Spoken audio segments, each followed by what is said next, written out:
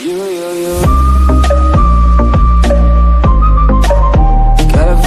dreaming about you. Hello everybody, it's the Cardician here. In this video I'm going to be showing you a very simple card control which looks something like this. If the selected card is the 5 of clubs, I'm going to place it around the center of the deck, just like so. Give the deck a couple of cuts, and just like that, the 5 of clubs jumps to the top of the deck. Let's move on to the tutorial. You're going to need to know 2 basic cuts. One is a swing cut, which looks like this, and the other is a swivel cut, which looks like this. So if you already know how to do these 2 cuts, and you want to just learn how to do the control, then skip to the time frame down in the description below. So now, the swivel cut looks like so, right? You're going to take your middle and your ring finger and place them on top of the deck, like so, and the thumb on the bottom of the deck. Your index finger is going to swing around half the packet. So how does it swing?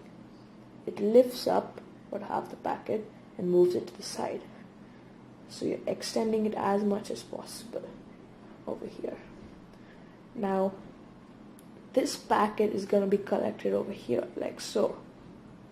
So between the index finger and the thumb in this area right here, right?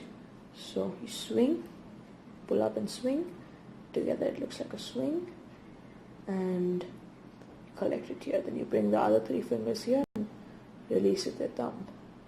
Now we're in dealer's grip with these 3 fingers here, the index on top, thumb on the side.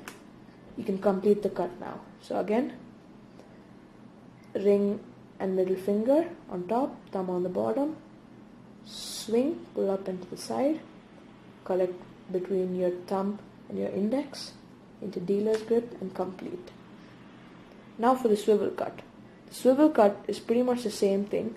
It's the same grip with these 2 fingers on top and thumb on the bottom, but except for swinging the deck with your index finger, you're going to swing it or swivel it with your thumb.